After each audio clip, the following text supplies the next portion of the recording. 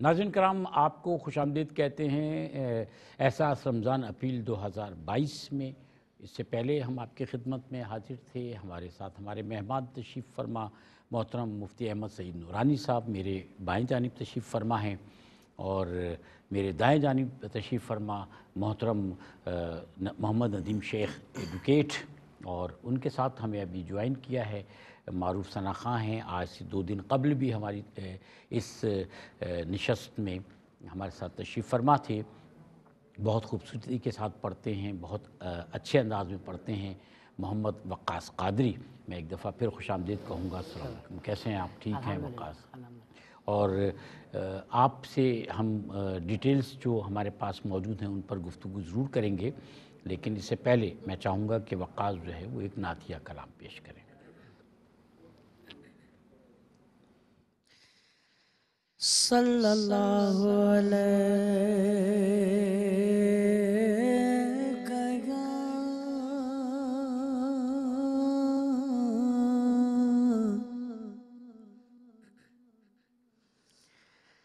یا رسول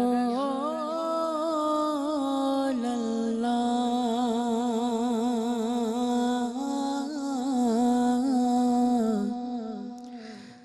وسلم علیک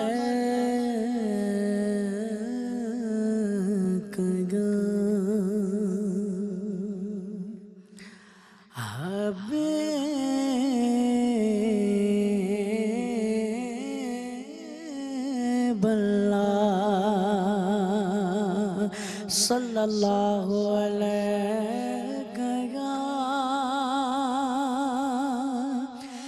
یا رسول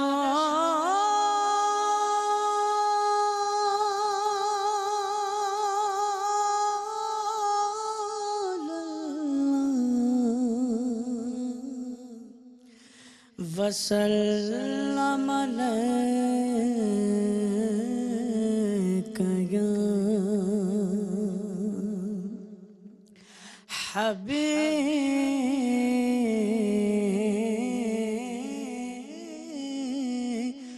اللہ۔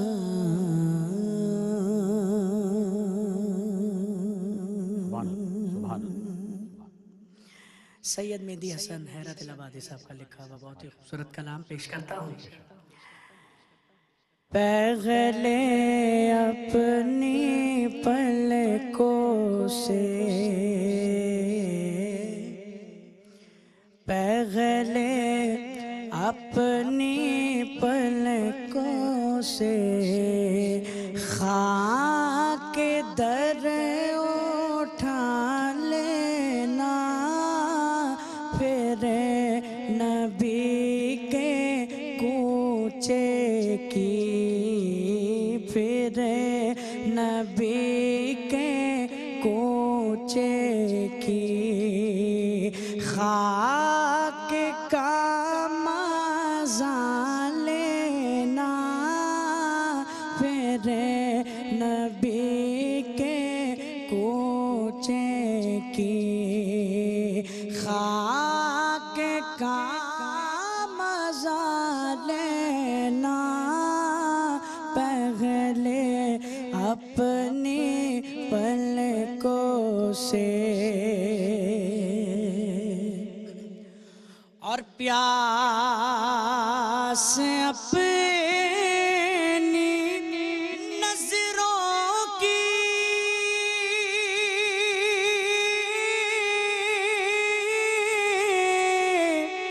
اس درگاہ بجھا لینا، پیاس اپنی نظروں کی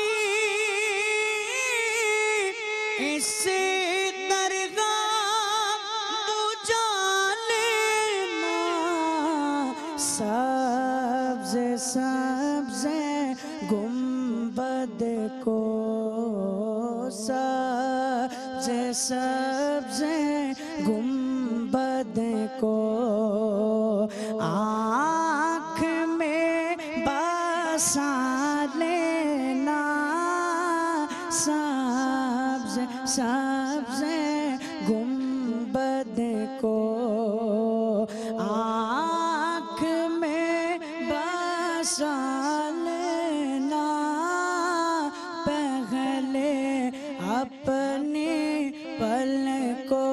سے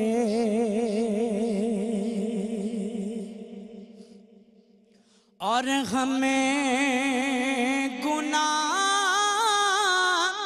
کے مارے گئے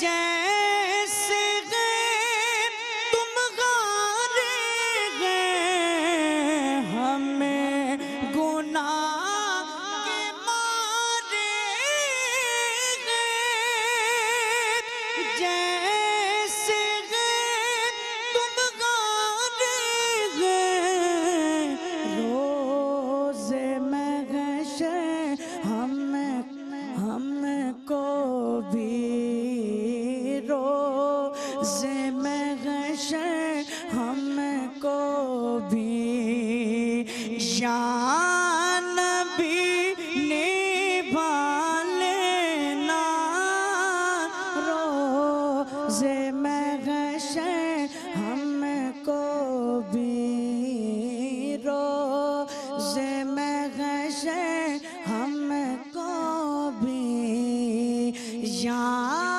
نبی نبھا لینا پہلے اپنی پلکوں سے خاک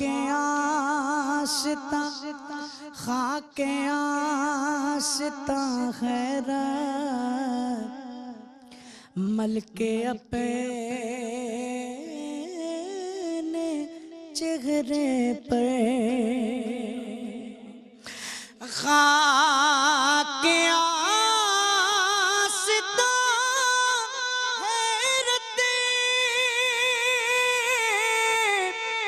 ملک اپنے چہرے پر آنکھ کے دریچوں کو جام بنا لینا آنکھ کے دریچوں کو جام بنا لینا پہلے اپنی پلکوں سے خاک در اٹھا لینا اٹھا لینا سبحان اللہ سبحان اللہ جزاک اللہ۔ ناظرین کرام، محمد وقاص قادری بہت خوبصورتی کے ساتھ کلام سنا رہے تھے، اور ذوالفقار علی حسینی ہمارے بھائی، آپ شاگرد رہے ان کے، ماشاءاللہ انداز آپ کا تھوڑا سا، ان کا انداز آپ کے اندر نظر آتا ہے، آپ کے اندر ان کا انداز، ان کا انگ نظر آتا ہے ماشاءاللہ سے۔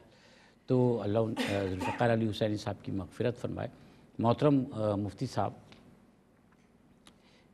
یہ جو آخری عشرہ ہے رمضان المبارک کا، جو شخص روزے رکھ رہا ہے، کیا روزوں میں یا روزوں کا جو اجر ہے، ثواب ہے، اس میں بھی عشروں کے حساب سے اللہ تعالیٰ جو ہے وہ اضافہ فرماتا ہے؟ یہ سب پورے رمضان کے روزے جو ہیں ان کا اللہ تعالیٰ ایک جیسا اجر عطا فرماتا ہے؟ بسم اللہ الرحمن الرحیم۔ اصل میں بنیادی طور پر ایک چیز تو ہے اللہ رب العالمین کی بارگاہ میں عبادت پیش کرنا، پھر اس عبادت کے درجے جو ہیں وہ ایام کے حساب سے بھی اور وقت کے حساب سے بھی اور اس کے ساتھ ساتھ مہینوں کے حساب سے بھی تبدیل ہوتے ہیں، مقام کے حساب سے بھی تبدیل ہوتے ہیں۔ اب دیکھیے، ایک بندہ نماز ادا کرتا ہے، وہ اپنے گھر میں نماز پڑھتا ہے تو اس کی اور کیفیت ہے، وہ مسجد میں جاتا ہے تو اس کی اور کیفیت ہے، پھر اس کے بعد آقا علیہ السلام نے فرمایا کہ میری مسجد میں، مسجد نبوی میں جاتا ہے تو اس کی نماز 50,000 کا اجر، پھر وہ مکہ شریف میں جاتا ہے تو اس کی نماز کا اور اجر ہے۔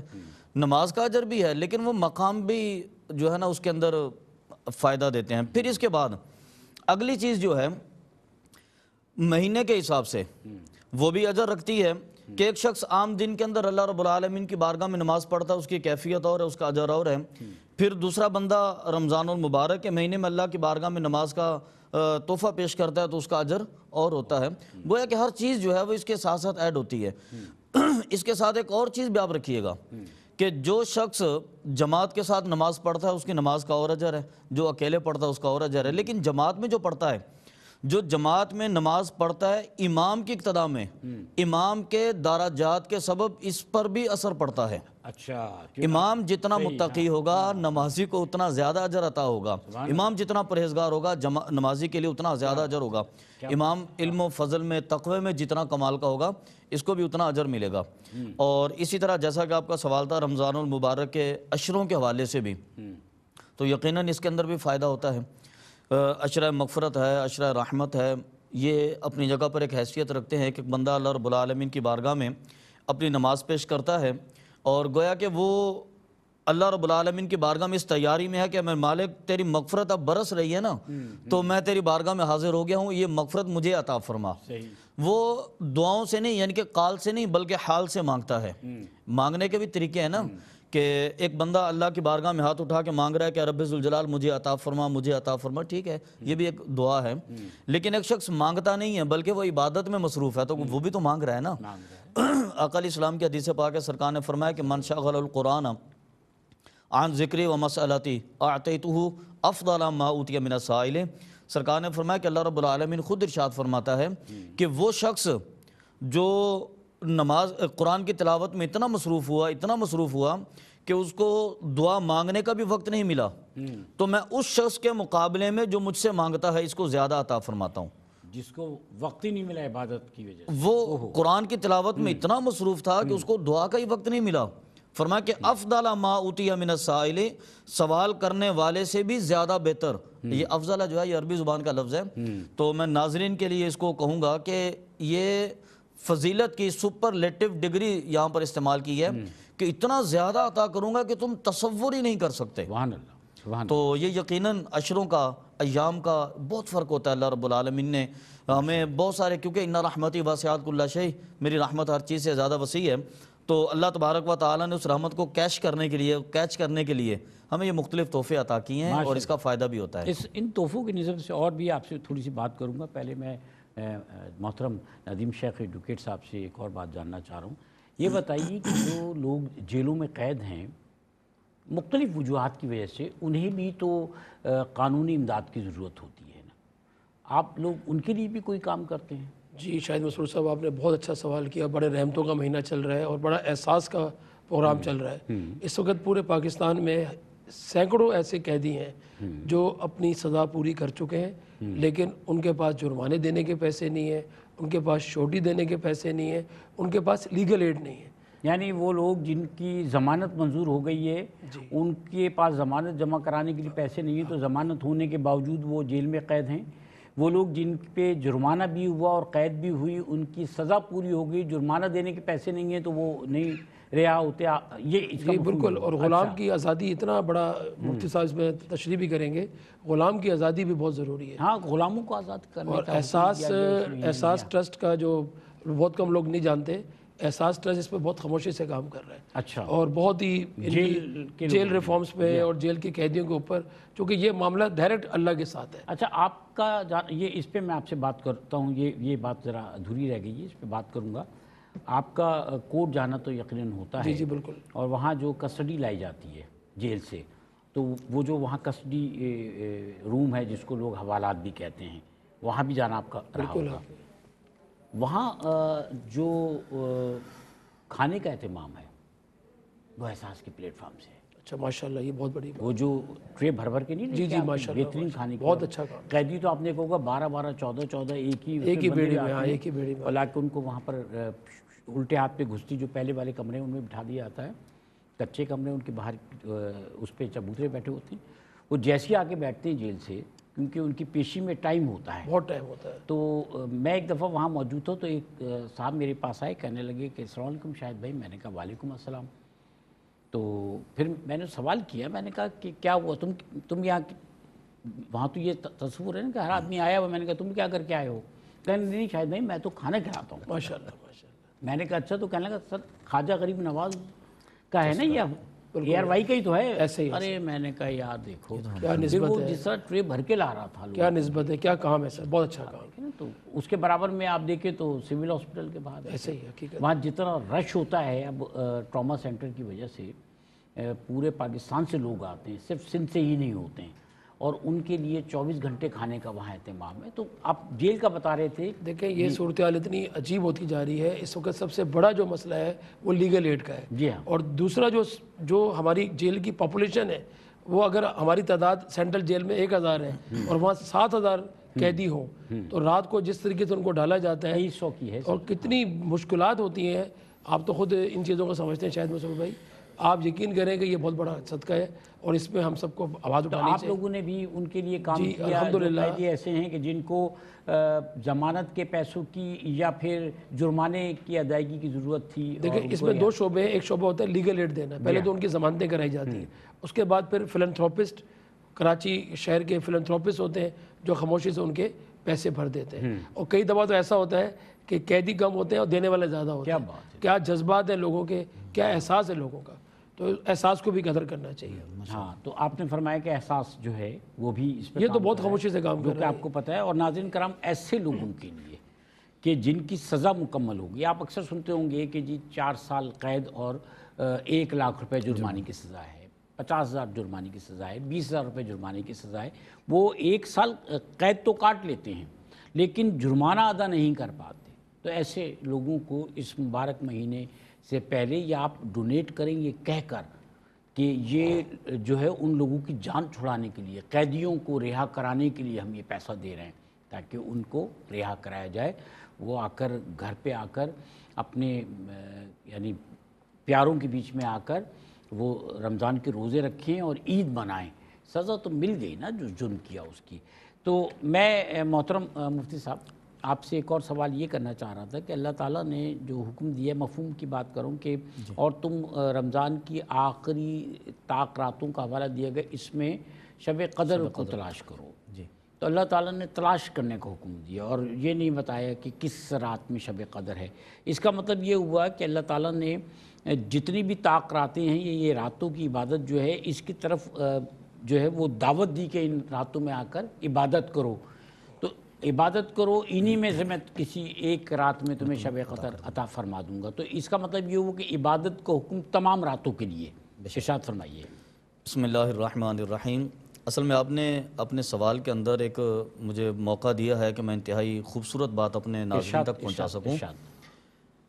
شب قدر، اس کے حوالے سے ایک حدیث مبارکہ میں یہ اشارہ ملتا ہے کہ نبی کریم صلی اللہ علیہ وسلم ایک مرتبہ اپنے گھر سے باہر تشریف لائے، رمضان المبارک کی آخری طاق راتوں کی ہی کوئی رات تھی، تو جب کریم آقا گھر سے باہر تشریف لائے تو مسجد کے اندر آپ نے دیکھا کہ صحابہ کرام آپس میں کسی مسئلے پر بحث کر رہے تھے، اور وہ بحث جو ہے وہ بڑھتے بڑھتے تلخ کلامی تک اس کی نوبت پہنچ چکی تھی، زیادہ سخت بات ہو رہی تھی۔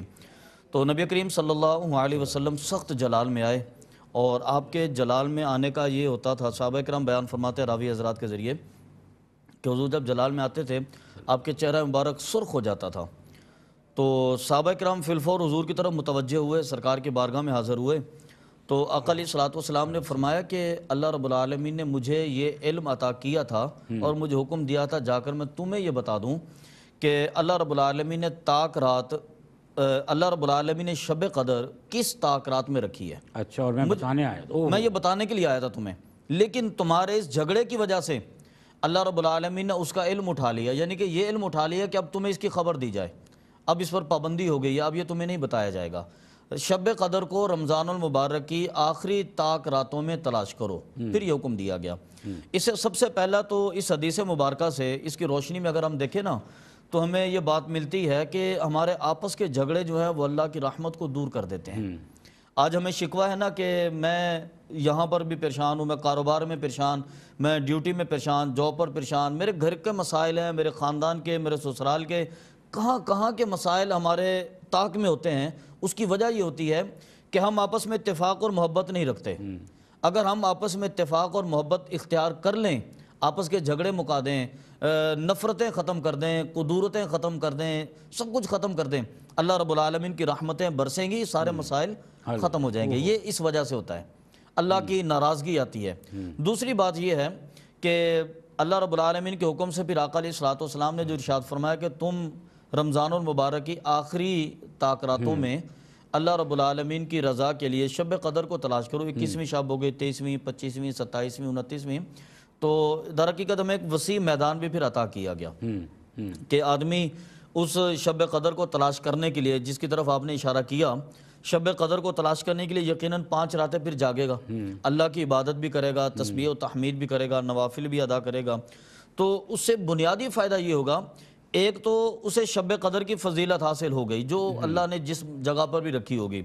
دوسرے نمبر پر فائدہ یہ ہوگا کہ بندے کے اعمال حسنہ بڑھیں گے اللہ کی بارگاہ میں، اس کا وہ نامہ اعمال، چونکہ ہم گناہگار ہیں، زندگی صبح سے لے کے شام تک، پھر شام سے رات اور رات سے صبح گناہوں میں بسر ہوتی ہے، تو انسان کو ایک خوبصورت وقت میسر آئے گا کہ وہ اللہ کی رضا کے لیے اللہ کی بارگاہ میں موجود ہے، تو گویا کہ ایک وسیع میدان بھی اس کو عطا کر دیا گیا۔ کیا بات ہے سر، ماشاءاللہ۔ شیخ صاحب، یہ جو سماجی خدمت ہے، اس سماجی خدمت سے کیا ملتا ہے انسان؟ بہت اچھا سوال ہے، اور بڑا سماجی خدمت ہی تو عین عبادت ہے، خدمت خلق تو عین ہے، حقوق العباد، حقوق العباد پہ تو ارشاد باری تعالیٰ ہے، مفتی صاحب اور آپ خود اس چیز کو ریسرچ کرتے ہیں، بہت بڑی بات ہے، اور یہ کرنا چاہیے، ہر حال میں کرنا چاہیے۔ دنیا بھر میں جتنے بھی کسی مذہب سے متعلق لوگ ہوں، جو آرگنائزڈ کمیونٹیز ہوتی ہیں، وہ باقاعدہ اپنے لوگوں کو کے لیے جو سوشل ایکٹیویٹیز ہیں وہ آرگنائز کرتی ہیں، اور ان سوشل ایکٹیویٹیز میں ویلفیئر کا پہلو رکھا جاتا ہے۔ تو ہمیں بھی اس کا مطلب ہے کہ ضرورت ہے کہ ہم کمیونٹی بیس پر ویلفیئر ایکٹیویٹیز جو ہیں ان کو پروموٹ کریں۔ بالکل سر، ہم تو خوش قسمت ہیں شاہد بھائی، ہم تو ہمارا تو مذہب اسلام ہے، ہمارا تو اٹھنا بیٹھنا سب خدمت ہے، ہمارا تو کردار، ہمارے حضور پاک صلی اللہ علیہ وسلم کی شان، ہم تو ہیں ہی خدمت، اور خدمت کو لوگ ہمیں کرنے کے لیے بہت ضروری ہے نصاب کی، بلکہ آپ نے تو اس پہ لاسٹ پروگرام بھی کیا تھا، نصاب کا ہونا بہت ضروری ہے۔ ہمارے بچوں کے اسکولوں میں، جیسے کہ ہمارے مدرسوں میں احترام و اکرام سکھایا جاتا ہے، خدمت سکھائی جاتی ہے، مدرسوں کے ساتھ ساتھ ہمارے اسکولوں میں بھی ہونا چاہیے۔ ہمارے تعلیمی اداروں کا بہت برا حال ہے، ہمارا کلچر، ہماری ویلیو ختم ہوتی جا رہی ہے، ہمارے بچوں میں ادب ختم ہوتا جا رہا ہے، تو اس پہ بات ہونی چاہیے، اور اس کے اندر سب سے بڑا ادب ہے کہ خدمت، پڑوسی کا حقوق۔ کتنے بڑی بڑی مثالیں آپ کے ہر پروگرام میں، آپ نے سحری کے اوپر بھی لاسٹ پروگرام میں آپ کے ساتھ تھا، آپ نے افطاری کی بھی بتایا تھا کہ کھانے کی جو ہے وہ نہیں جانی چاہیے، تو یہ سب خدمت ہے۔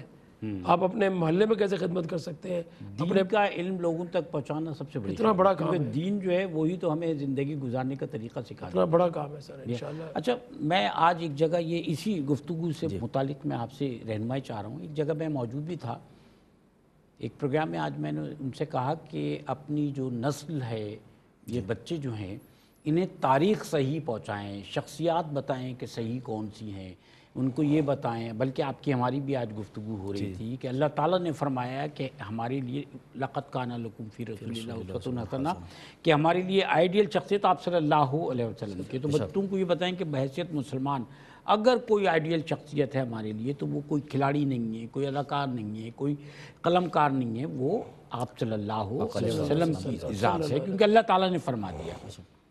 تو سر، ابھی جو بات ہو رہی تھی، انہوں نے بھی فرمایا نصاب کے اعتبار سے، تو ان ساری باتوں کو اگر مرج کر لیا جائے تو جو آنے والی نسل ہے، ہمیں دینی احکامات کی روشنی میں کیسے سمجھنا پڑے گا کہ سب سے بڑی جو ذمہ داری ہے ہر نسل کی، وہ آنے والی بہترین نسل کو تیار کرنا اور ان کی تربیت کرنا ہے؟ جیسا کہ شیخ صاحب قبلہ نے ابھی ذکر کیا خدمت خلق کے حوالے سے، اچھا اس سے پہلے جو یہ ذکر فرما رہے تھے وہ نابینا حضرات کے لیے نوکری وغیرہ کا، جابز وغیرہ کا سلسلہ، تو اس پر بھی میرے ذہن میں ایک نبی کریم صلی اللہ علیہ وسلم کی حدیث مبارکہ تھی کہ ہمارے ہاں معاشرے میں آج کل کافی عرصے سے چونکہ اخلاقی انحطاط ہے، تو اس کا نتیجہ یہ ہے کہ ہم ان افراد کی طرف اگر توجہ نہیں دیتے، اگر خدا نہ خواستہ کسی سے کوئی جرم سرزد ہو گیا تو پھر ہمارے مزاج میں اس کے خلاف اس قدر شدت سے نفرت پائی جاتی ہے کہ وہ بیچارہ آئندہ زندگی میں اگر کوشش بھی کرے سیدھے راستے پر آنے کی تو ہم اس کو آنے نہیں دیتے، کیونکہ ہم، لیکن اس کے لیے معاشرہ ریجیکٹ کر دیتا اس کو، حالانکہ اس کے لیے بہترین تو جملہ وہ ہے جو ہمارے تھانوں میں بھی اکثر لکھا ہوتا ہے کہ نفرت جرم سے کریں ہاں جرم سے کریں، مجرم سے نہیں، مجرم سے نہ اس کو تو ہم نے اصلاح راستے پر لانا ہے۔ اور نبی کریم صلی اللہ علیہ وسلم کی مکمل حیات طیبہ جو تھی وہ خدمت خلق پر تو تھی۔ جی ہاں، آقا علیہ الصلوۃ والسلام، بلکہ یہ پورا دین، آپ اندازہ فرمائیے کہ پورا دین جو ہے وہ ہمیں ایک دائرے کے اندر لے کر چلتا ہے۔ دین آپ کو یہ حکم نہیں دیتا کہ آپ اپنی زندگی بسر کریں، آپ اپنی زندگی بسر کریں اور اس کا تعلق اپنی نوعیت کے ساتھ ہے، بلکہ دین نے تو آپ کو یہ سکھایا کہ آپ سارا دن مزدوری کرتے ہیں، دھوپ کے اندر سخت ورک کر کے آپ نے چند پیسے کمائے، رات کو جب آپ گھر میں آتے ہیں نا تو اللہ رب العالمین کا حکم ہے، اللہ کے حبیب کا یہ حکم ہے، اس میں سے اگر آپ نے اپنی بیوی پر خرچ کیا تو اللہ صدقے کا اجر عطا فرماتا ہے۔ آپ نے اس میں سے اپنی والدہ پر خرچ کیا، والد پر خرچ کیا تو اللہ رب العالمین صدقے کا اجر عطا فرماتا ہے۔ اپنی اولاد پر، حالانکہ یہ تو محبت کی بات ہے نا کہ اولاد جب کھاتی ہے تو گویا کہ طاقت ہمارے بدن میں آتی ہے، صحیح بات ہے، محبت کے تقاضے تو یہ ہیں، لیکن اس کے باوجود فرمایا کہ اگر تم اولاد پر خرچ کرتے ہو اللہ رب العالمین تمہیں صدقے کا اجر عطا فرماتا ہے۔ کیا بات ہے، یہ اسلام ہمیں ایک خوبصورت خاندان میں لے کے چلتا ہے اور ایک کمیونٹی میں۔ آقا علیہ الصلوۃ والسلام کی حدیث مبارکہ ہے، آپ نے فرمایا کہ ہمسائے کے لیے اللہ رب العالمین کی طرف سے اس قدر احکامات دیے گئے کہ مجھے خوف محسوس ہوا کہ وہ تمہاری پراپرٹی میں، تمہاری جائیداد میں شریک ہوگا، اس قدر ہمسائے کے حقوق۔ اور پھر ایک اور مقام پر آقا علیہ الصلوۃ والسلام نے ارشاد فرمایا کہ اگر ہمسایہ بھوکا سو جائے اور تم پیٹ بھر کے سو گئے تو تم تو سو گئے لیکن پوری رات اللہ اور اس کے فرشتوں کی لعنت برستی ہے۔ تو اندازہ فرمائیے کہ یہ اسلام ہمیں کس طرف لے کے جا رہا ہے۔ اسلام ہمیں ایک کمیونٹی کی طرف لے کے جا رہا ہے۔ اسلام ہمیں یہ بتاتا ہے کہ آپ مل کر رہیں گے تو آپ کی پاور ہوگی، آپ کی طاقت ہوگی۔ اور پھر اس سارے درس کو آقا علیہ الصلوۃ والسلام کی ایک حدیث مبارکہ نے آخر میں جا کر بالکل جمع کر دیا ایک جگہ پر۔ وہ تھی آقا علیہ الصلوۃ والسلام نے فرمایا کہ تمام مسلمان ایک جسم کی طرح ہیں، اور فرمایا کہ کانٹا کہیں بھی چبھے تو درد تو قلب میں ہوگا، درد تو پورا تو درد بالکل ہوگا۔ تو اس کا انداز یہ ہے کہ اگر تکلیف ہمارے ہمسائے کو ہو، تکلیف ہماری گلی میں کسی کو ہو، ہماری سوسائٹی میں کسی کو ہو، یا ہمارے ملک میں یا ہماری دنیا میں، اسلام آپ کو کہتا ہے کہ آپ اس کے لیے مچل جائیے، اس کے لیے تڑپ جائیے۔ ایسی کیفیت میں احساس یہ درس لے کر نکلا ہے، احساس لے کے نکلا ہے کہ جیسا کہ آپ فرما رہے تھے کہ جیلوں کے اندر یا ان مقامات پر کھانا احساس کی طرف سے دیا جا رہا ہے، وہ احساس لے کے نکلا ہے کہ آپ ان کا احساس کیجئے، ان کو اپنے ساتھ جمع کیجئے۔ پھر رمضان المبارک راستے ڈھونڈے ہیں کہ جہاں لوگوں کی خدمت اور مدد ہو سکتی ہے، اس کے لیے کسی کو کہنے اور بتانے کی ضرورت نہیں ہے، ضرورت پتہ نہیں، چل جاتا ہے، خاموشی سے کام بھی کر لیا، لیکن وہ اللہ رب العالمین کی بارگاہ میں مقبول ہو کہ ہم نے تو اس دکھی انسانیت کو لے کر آنا نا اس طرف۔ اور نبی پاک صلی اللہ علیہ وسلم کا اسوہ حسنہ، جیسا کہ آپ نے ذکر کیا، آقا علیہ الصلوۃ والسلام تو ہمارے رول ماڈل ہیں نا۔ آقا علیہ الصلوۃ والسلام کی ذات مبارکہ، آپ کی زندگی کا ایک ایک لمحہ، وہ مکی اس سے پہلے کا ہو اگر عالم اظہار اسلام سے، یا اس کے بعد کا ہو، وہی سے پہلے کا ہو، وہی سے نزول وہی سے پہلے کا یا بعد کا، وہ ہمارے لیے رول ماڈل ہے کہ زندگی جوانی میں کیسی ہونی چاہیے اور جوانی کے بعد اگلی عمر میں کیسی ہونی چاہیے۔ تو اس لیے اسلام کے درس کو اگر ہم لے کر چلیں تو ساری خدمت خلق اسی کے دامن میں جمع ہوتی ہے۔ اگر اسلام کو ہم لے کر چلیں تو لوگوں کے اصلاح کے تمام پہلو اسی کے اندر جمع ہوتے ہیں۔ ماشاءاللہ۔ اچھا، کہتے ہیں کہ جیلوں کو اصلاح خانہ ہونا چاہیے۔ جیل جو ہے وہ مجرم نہیں بناتی بلکہ اصلاح کرنے کے لیے ہے، کیونکہ جو مہذب ریاستیں ہیں وہ جب کوئی شخص جرم کرتا ہے اور وہ اس کو جیل بھیجا جاتا ہے، جتنے عرصے اس کی سزا ہوتی ہے، اس سزا کے پیریڈ میں اس کی جو ہے وہ اس کے ذہن کو اور اس کے جو رجحانات ہیں ان کو منظم کر کے اس طرح سے تیار اس کو کرتے ہیں کہ وہ معاشرے کا ایک فعال شہری بن جائے۔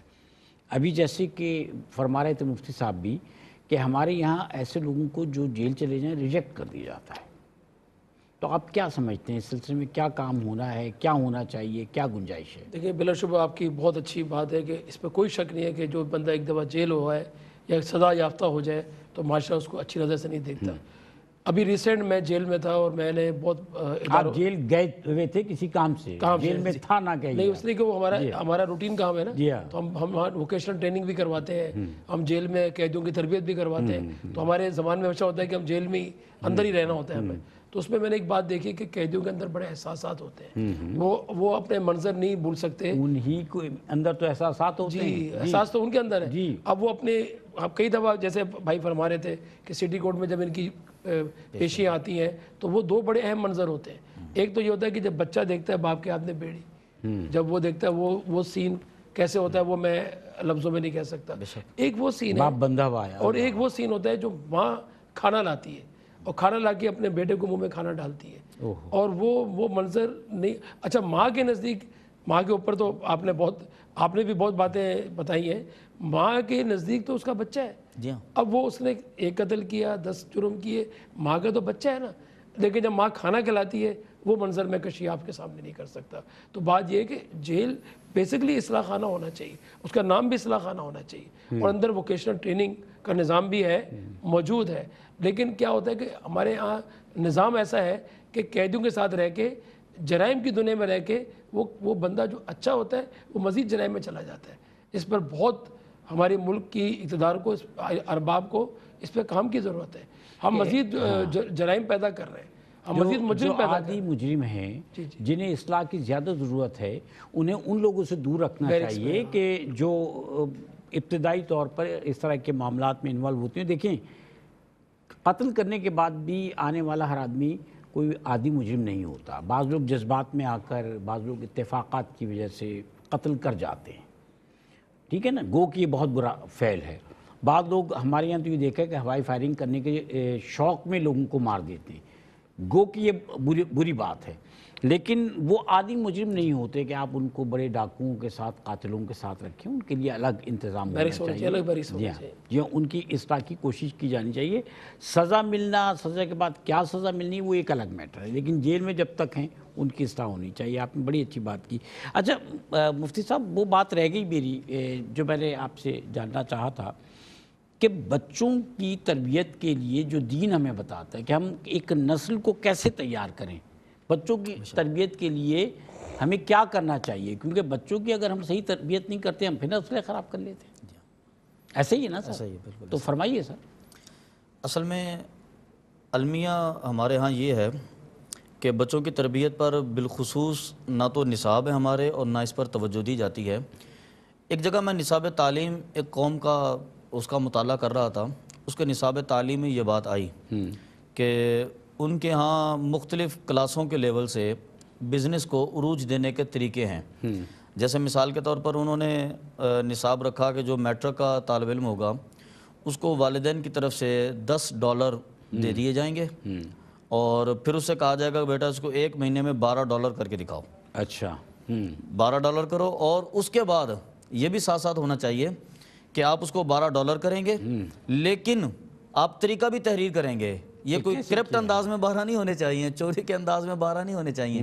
اب طریقہ تحریر کریں گے کہ میں نے کس انداز میں بزنس کیا اور اس کو میں نے 12 کیا، اور پھر آگے چل کر آپ نے اس $15 کرنا ہے 12 کو۔ گویا کہ انہوں نے اپنی ایک کمیونٹی، انہوں نے اپنی ایک نسل کو بطور کاروباری نسل کھڑا کر دیا۔ نتیجہ یہ ہوتا ہے کہ جب وہ تعلیم سے فارغ ہوتے ہیں وہ بہترین بزنس مین ہوتے ہیں۔ سر اخلاقی تربیت، تو میں عرض کر رہا ہوں، ہم اسلام کے اس پہلو کو اگر دیکھیں تو اسلام تو چونکہ اخلاقیات پر درس دیتا ہے نا، جیسا کہ میں عرض کر رہا تھا، تو ہم اپنی نسل کے ذمے اخلاقیات کیوں نہیں لگا دیتے؟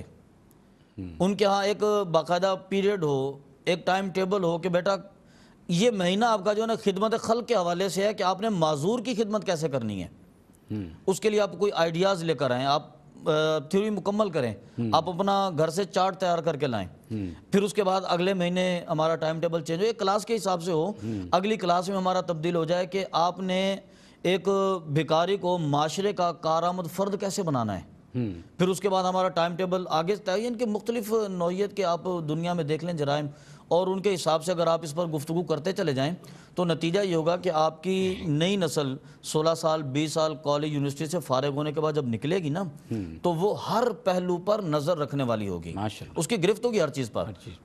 اچھا شیخ صاحب، نصاب کی بات ہو رہی ہے، ہم نے یہ دیکھا ہے کہ بہت ساری ایسی چیزیں ہیں جو ابتدائی جماعتوں میں پڑھائی جاتی ہیں بچوں کو، تو گو کہ وہ چند لائنیں 1 یا 1.5 صفحات پر مشتمل اسواق ہوتے ہیں، لیکن وہ چیزیں جو ہیں وہ ساری زندگی یاد رہتی ہیں اور ہر ایک کو یاد ہوتی ہیں۔ مثال کے طور پر کیلے کا چھلکا گرا تھا، بوڑھے کا پاؤں گر گیا، پاؤں کی ہڈی ٹوٹ گئی اور پھر نصیحت کر دی گئی.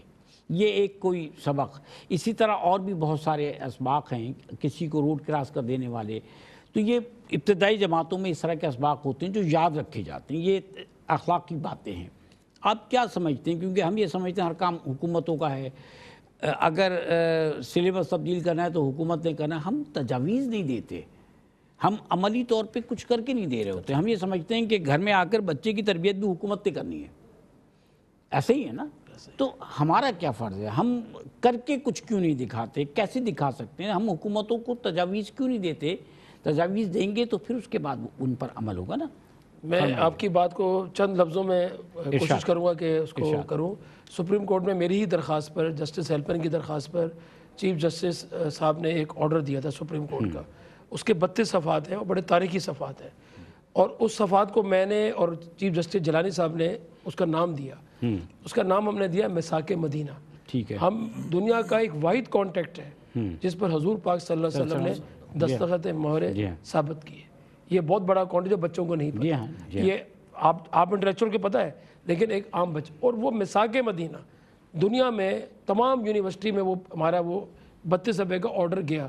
کولمبیا یونیورسٹی USA نے اس کو اپنے نصاب میں ڈالا اور اس کی ویب سائٹ میں ڈالا. بھارت کے اندر جو ظلم ہو رہے ہیں اس پر یہ کیس ڈالا گیا. اگر ہم بچوں کو میثاق مدینہ حضور صاحب پاک صلی اللہ علیہ وسلم کا جو ایک معاہدہ تھا، اگر ہم دنیا کو یہ جنگیں اور یہ فلاں کی جنگ اور فلاں نفرت ختم ہو جاتی ہے. حضور پاک نے گارنٹی لی تھی، اپنے صلی اللہ علیہ وسلم نے گارنٹی لی تھی. انہوں نے فرمایا تھا کہ اقلیتوں کے حقوق کے حوالے سے کہ آج کے بعد میری امت جو ہے وہ اس بات کا فیصلہ کرے گی کہ آپ کے ہاتھ سے، آپ کے کسی چیز سے کسی غیر مذہب کو تکلیف نہ ہو. یہ اتنا بڑا چیپٹر ہے. اس سے دین بھی بڑھے گا، اس سے اسلام بھی بڑھے گا، اور یہ نصاب کا حصہ سپریم کورٹ کی احکامات میں ہے. لیکن اگر ہم ایک نقطہ پکڑ لیں، میثاق مدینہ، یہ اتنا بڑا نقطہ ہے کہ دنیا کی جنگیں رک جائیں، دنیا کے نظام رک جائیں، ہوا رک جائے، زمین رک جائے، میثاق مدینہ وہ چیز ہے. کیا بات ہے، ماشاءاللہ. ناظرین کرام، آج آپ کی خدمت میں ہم پھر ایک دفعہ حاضر ہوئے، اپنی گزارشات آپ کے سامنے رکھی ہیں. ہم نے آپ کو بتایا کہ 75 پاؤنڈز اور $95 سے آپ کسی ایک گھر کے 6 سے 8 افراد کے لیے ایک مہینے کے راشن کا اہتمام کر سکتے ہیں. رمضان المبارک کا انتظار نہ کیجیے، کیونکہ جن کو راشن پہنچانا ہے اس کا انتظام کر کے ان کو راشن رمضان المبارک سے پہلے پہنچانا ہے. عید پر اگر آپ جا کے کسی کو کپڑے دے کر آتے ہیں پہننے کے لیے تو اس کا فائدہ نہیں ہے. کپڑے آپ کو عید سے پہلے دینا ہوتے ہیں، راشن پہلے دینا ہوتا ہے. آپ کو اگر فدیہ دینا ہے، کفارہ دینا ہے، تو اس کا تو ہو سکتا ہے کہ آپ کفارہ رمضان کے بعد دیں، لیکن فدیہ آپ اس سے پہلے دے دیں. اگر فطرہ دینا ہے تو کوشش کیجئے کہ آپ پوری فیملی کا فطرہ جمع کریں اور وہ دے دیں. $1 دیں، 1 پاؤنڈ دیں، 1 روپیہ دیں، لیکن خدمت کرنے کے لیے آگے بڑھ کر آئیے. آپ دیکھیے، آپ کے سامنے کچھ فوٹیجز ہیں. یہ فوٹیج آپ کو بتا رہی ہے کہ ہر طبقے کے لوگ ہر آبادی میں دسترخوان پر بیٹھ کر، اور ان کو راشن بھی دیا جاتا ہے، ان کو افطار بھی کرائی جاتی ہے، ان کو سحری بھی دی جاتی ہے. اور ایسے گھروں پر راشن پہنچانے کے لیے بعض جگہ آبادیوں میں جا کے تقسیم کیا جاتا ہے، جن آبادیوں کو پتہ ہے کہ یہاں لوگوں کو ضرورت ہے.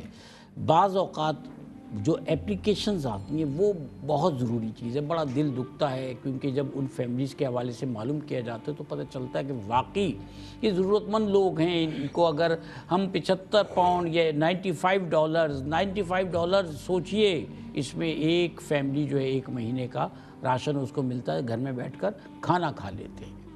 تو لوگوں کی خدمت کرنے کے لیے، لوگوں کے مسائل کو حل کرنے کے لیے، ہم نے ابھی بات کی تھی کہ کسی ایک بچے کو 75 پاؤنڈز اور $85 جو $US دے کر عیدی کے نام پر آپ کسی ایک فیملی کے بچوں یا کسی ایک بچے کو کم از کم عید کے لیے اور عید سے پہلے رمضان کے لیے ایک خوشی دے سکتے ہیں، ایک بڑی خوشی دے سکتے ہیں. ہم کتنا خرچ کرتے ہیں، آپ سوچئے کتنا خرچ کرتے ہیں.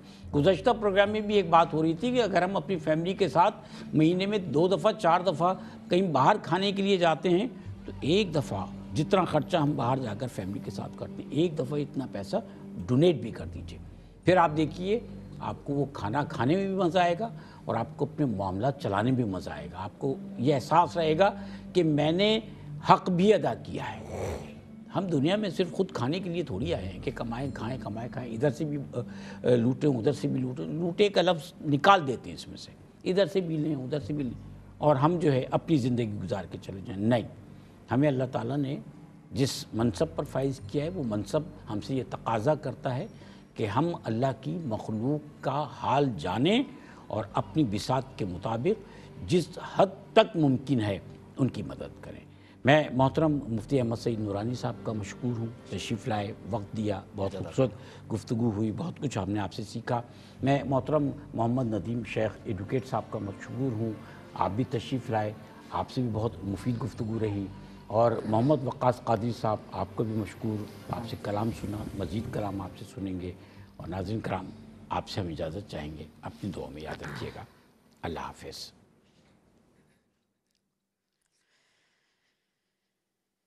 سرکار دو عالم کے رخ پر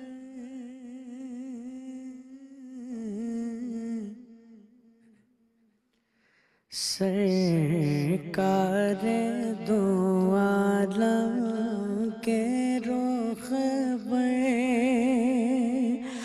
انوار کا عالم کیا ہوگا جب زلف کا ذکر ہے قرآن میں. رخسار کا عالم کیا ہوگا سرکار دو عالم کے رخ پر سرکار دو عالم کے رخ پر انوار کا عالم کیا ہوگا جب زلف کا ذکر ہے قرآن میں. تو رخسار کا عالم کیا ہوگا سرکار دو عالم کے رخ پر. اور نام میں ان کے اتنا سرجے اٹھتے گئے مردے بھی سونے گئے ہیں. نام میں ان کے اتنا سرجے اٹھتے گئے مردے بھی سونے کر. وہ حال اگر خود ہی پوچھے, وہ حال اگر خود ہی پوچھے, بیمار کا عالم کیا ہوگا وہ حال اگر خود ہی پوچھے. بیمار کا عالم کیا ہوگا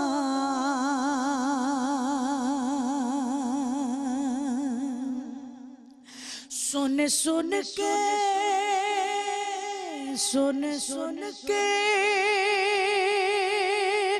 صحابہ کی بات کو فارو مسلمان ہوتے تھے. سن کے صحابہ کی بات کو فارو مسلمان ہوتے تھے. پھر کوئی بتائے آقا کی گفتار کا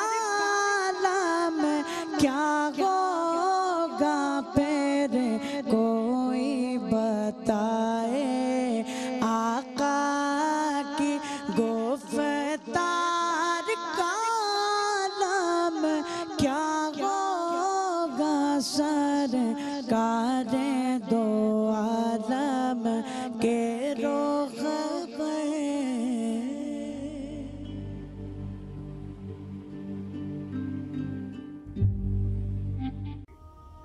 ناظرین، اگر آپ ایسی ہی مزید ویڈیوز دیکھنا چاہتے ہیں تو ہمارا ARYQTV کا چینل سبسکرائب کیجئے اور بیل آئیکن کا بٹن دبانا نہ بھولیے تاکہ آپ سے کوئی پسندیدہ پروگرام مس نہ ہو جائے۔